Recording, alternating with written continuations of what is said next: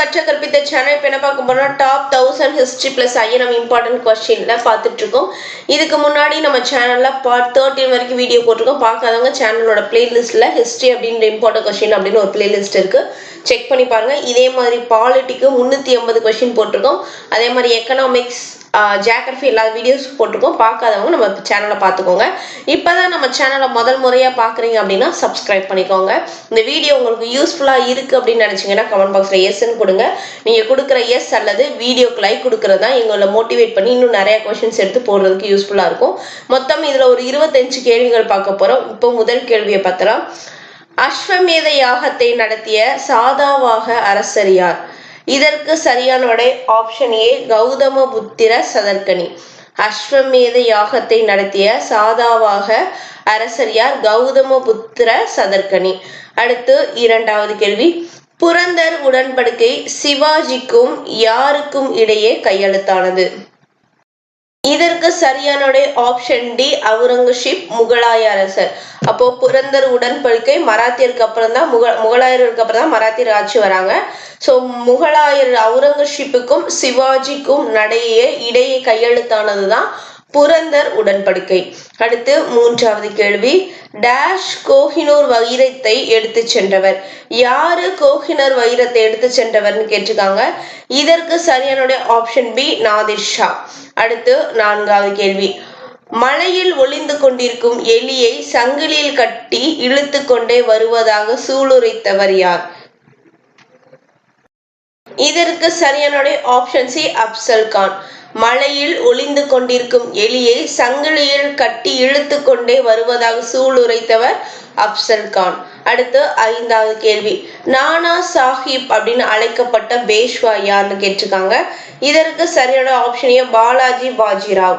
நானா சாஹிப் என்று அழைக்கப்பட்ட பேஷ்வா பாலாஜி பாஜிராவ். அடுத்து ஆறாவது கேள்வி. துணைப்படை திட்டத்தை கொண்டு வந்தவர் யாருன்னு கேட்டிருக்காங்க. இது ரொம்ப இம்பார்ட்டன்டான கொஸ்டின், அடிக்கடி கேட்ட கொஸ்டின், நோட் பண்ணி வச்சுக்கோங்க. துணைப்படை திட்டத்தை கொண்டு வந்தவர் யாரு? வெல்லஸ்லி பிரபு. துணைப்படை திட்டத்தை கொண்டு வந்தவர் வெல்லஸ்லி பிரபு. அடுத்து ஏழாவது கேள்வி. சாதாவாகன அரசர்கள் பௌத்த துறவிகளுக்கு வழங்கப்பட்ட நிலங்களுக்கு வரி விலக்கு அளிக்கப்பட்டுள்ளது என்ற கல்வெட்டு குறிப்பிடப்படுகிறது. எந்த கல்வெட்டுன்னு வரும், மாத்திக்கோங்க. எந்த கல்வெட்டு குறிப்பிடுகிறது? ஆப்ஷன் சி நனிகாட் கல்வெட்டு. சாதாவாகன அரசர்கள் பௌத்த துறவிகளுக்கு வழங்கப்பட்ட நிலங்களுக்கு வரி விலக்கு அளிக்கப்பட்டுள்ளது எந்த கல்வெட்டு குறிப்பிடுகிறது?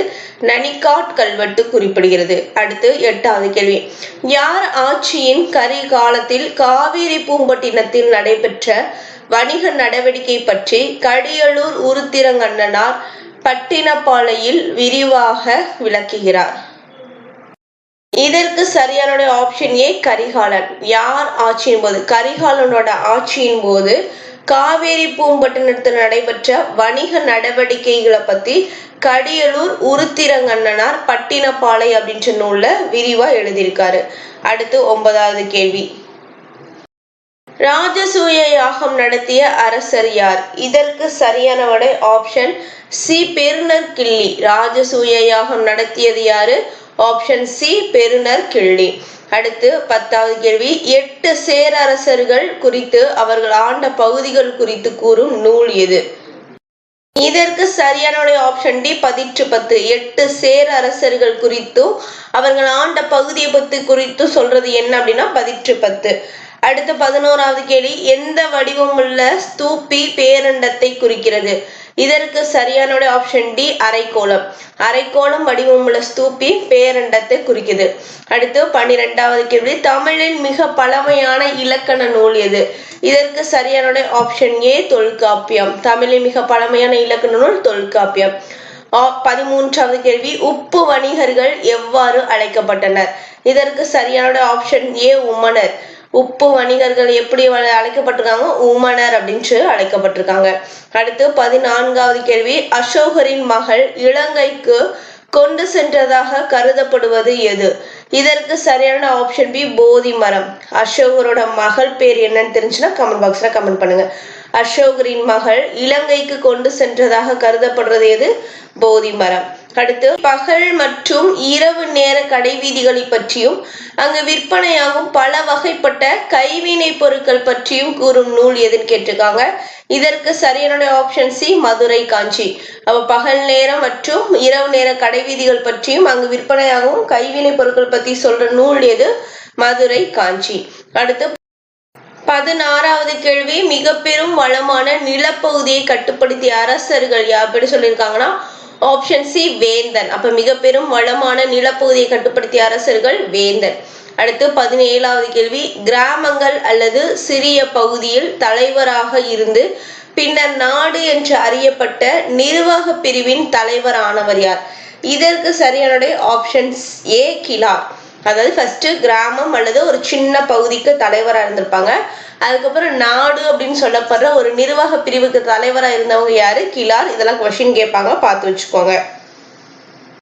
அடுத்து 18வது கேள்வி, கொற்கையின் தலைவன் என குறிப்பிடப்படும் அரசன். இதற்கு சரியான விடை ஆப்ஷன் ஏ, நெடுஞ்செழியன். கொற்கையின் தலைவன் யாரு? நெடுஞ்செழியன். அடுத்து 19வது கேள்வி, பிராமணர்களுக்கு நிலங்களை தானமாக வழங்கினர் என்று வேள்விக்குடி செப்பேடு குறிப்பிடும் அரசர் யார்?